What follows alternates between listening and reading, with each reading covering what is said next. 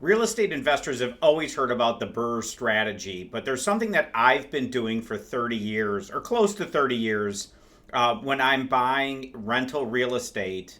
I'm doing the BRRRR strategy. I was doing it before it was called the BRRRR strategy. So I've been doing it a long time. But there's one thing that I think I do a lot different than what most investors do is I'm always incorporating a flip into my BRRRR strategy. So what I'll do is I'll buy a rental property, I'll get it all fixed up, cleaned up. I will do my cash out refinance, get a majority of my funds back, but I always seem to have some money left inside the property.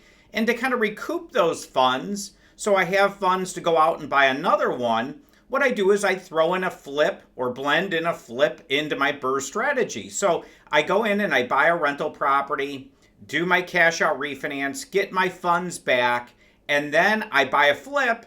I sell that flip, take the proceeds or the profits from that. That is put back into the kitty. I'm then able to go out and buy another rental property. And then I get that and do my cash out refinance and then buy another flip. And I keep getting those funds back. So essentially, I now have this portfolio of real estate I'm building over a long period of time, and I have very, very little funds tied up inside the real estate. And that to me has been the best strategy. I think the idea of always looking for a rental property where you're going to be able to cash out every single nickel out of it, that's a tough thing to do. And doing it as long as I have, this is my 31st year now in real estate. I think that's an expectation that's been set and it's on all these different websites. That's really, really hard to accomplish. At least in the Chicagoland area, I would say it's very hard to accomplish.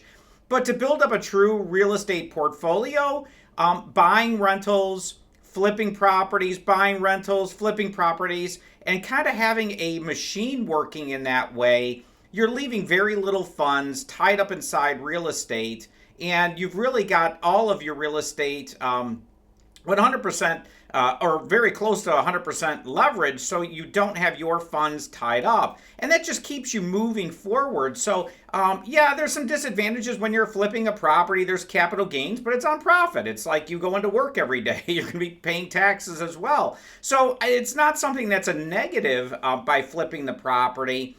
But it's a great way for you to keep building up a portfolio of real estate. And I encourage investors to be doing the BRRRR blend, not just the BRRRR strategy, because I think it's going to stop you out where you buy a property and you're like, well, all right, I got money tied up into this.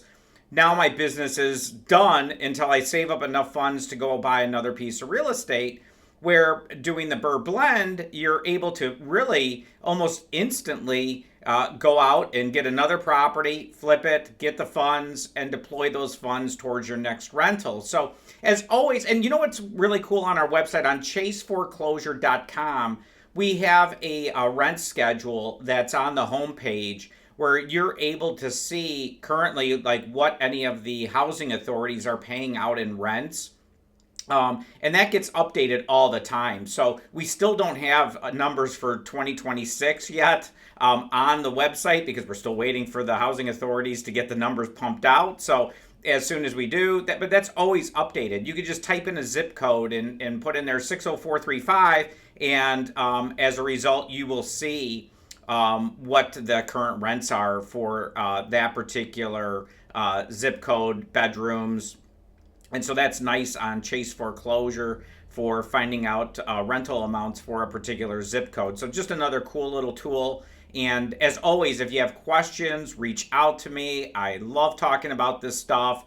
I've been doing the BRRRR blend forever. So if you needed some advice, strategy on what I've done, what's worked, what hasn't worked, I mean, that's kind of a phone call conversation and we can discuss, and everyone knows I'm around. And as always, check out our website, chaseforeclosure.com.